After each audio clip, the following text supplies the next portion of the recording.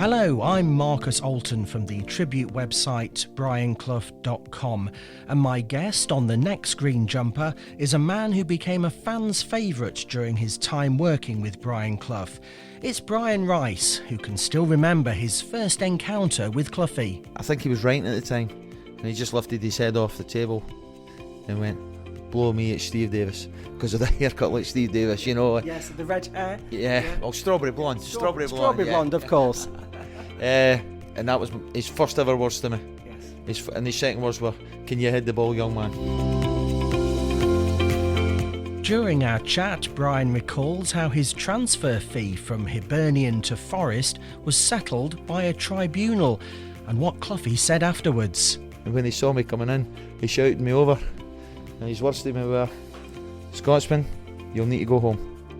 I'll need to sell the stand to pay for you, and I ain't selling no stand." And I didn't know what to do. And then he just started laughing and gave me a big cuddle. But I just hung on his every word. Yes. I hung on his every word, you know, and that was the start of the love affair.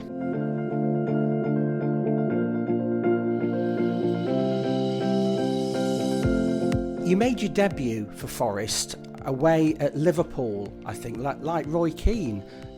Did you have any advance notice that you were going to play? 3rd of September 1985, beat 2-0. Ronnie Whelan scored the 2 goals. You know, there's some things in life you never forget. I had no advance notice. I wasn't allowed to play to begin with when the season started because they couldn't agree a fee with Hibs, and I don't think he wanted to pay anything for me. You know, he's probably quite right. So once the tribunal was over, we were playing Liverpool. It was a Tuesday. I know it was a Tuesday, and I was travelling up with the squad, but I thought I was just going for a bit of experience to integrate with the team and the squad and see how it was done. And after we had our lunch and before we went for a nap, he named the team and I was playing. And it was just completely out of the blue to make your debut at Anfield. It was something really, really special. Hello, Paul Hart here. You're listening to the Green Jumper podcast with Marcus Alton. How were things different to what you'd been used to in Scotland in the way that Forest, went about things, or how Cloughie went about things with training and getting ready for matches? I mean, if we go back to my debut, we played on the Tuesday night at Anfield, and the next game was Leicester away on the Sunday. And on the way back down on the bus, he came up the bus and he says, "Fantastic tonight, lads. Same team Sunday. I'll see you at 12:30 at the City Ground."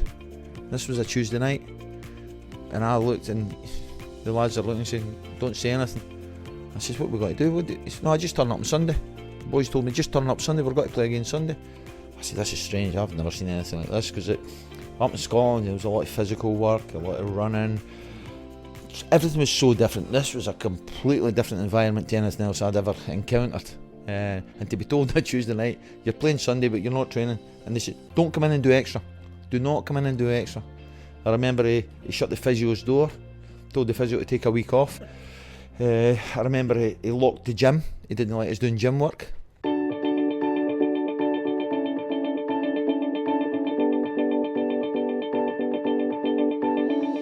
He had his own unique way, and this was the Brian Clough way, and it worked. Yes. No, that's the key to it all. Whatever he did worked. There's also the story behind an unusual cup final bonus when the captain Stuart Pearce asked Cloughie the day before the match.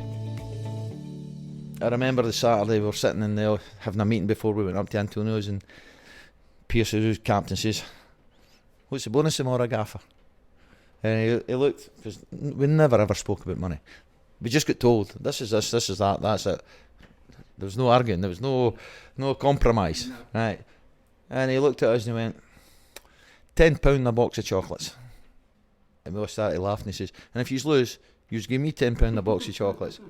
So we're all laughing, we're all having a bit of fun, and we said, he'll sort something out. Yeah. So when we get to Wembley the next day, I'm standing on the pitch, and I think I'm talking to Derek Mountfield. And I knew him from someplace else, and we're talking away, and he says, "He's got a bonus." I said, "I tell us it's £10 a box of chocolates." He says, "Oh, we're on X amount for appearance money and X amount for winning it." Well, as history goes, we win it. So we come back to the bus and we've got the cup, we've got a couple of beers and that, and he takes us to East Midlands Airport and we park outside there. And we're sitting there for about an hour watching the aeroplanes, and he comes up and he says, watch their playing lads, because we're going to need them to go on holidays in the summer. Yeah. And we're all sitting there wanting to get back home, and we comes back home and we're in training the next day, and we're in again the meeting room the next minute.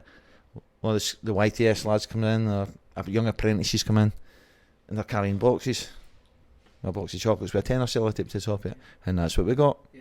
You know, so it was just crazy, but he just took it, you know, because we were well looked after. We also talk about the song that the fans created in tribute to the talented Scotsman.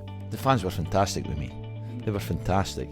And I heard the song, and it's funny because I was golfing one day with my friends when I finished playing, and I was back home.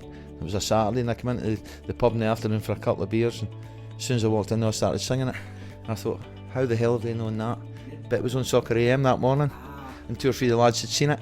So when I walked in, they started singing it, and you know, it's great. I think fans and players should interact. I think the bond between the players and the fans is massive. And I've got a picture here which might bring back some memories for you. The squad picture for 89-90 season. And there you are on the back row. Yeah, fantastic. Alongside Steve Hodge, Darren Wassell, yeah. Terry Wilson, Des Walker, Gary Parker, Gary Charles, Lee Chapman. What comes to your mind when you see that now? Fantastic squad. A team. No individuals, a team. Fantastic memories. And I'm still in contact with a lot of the lads. Yes, all that and lots more coming up in the next episode. In the meantime, you can visit the tribute website brianclough.com, where there are details about my new book, Brian Clough, The Lost Tapes, which lifts the lid on a treasure trove of Cloughie stories. I hope you can join me next time for more memories from Brian Rice about the great man in the green jumper.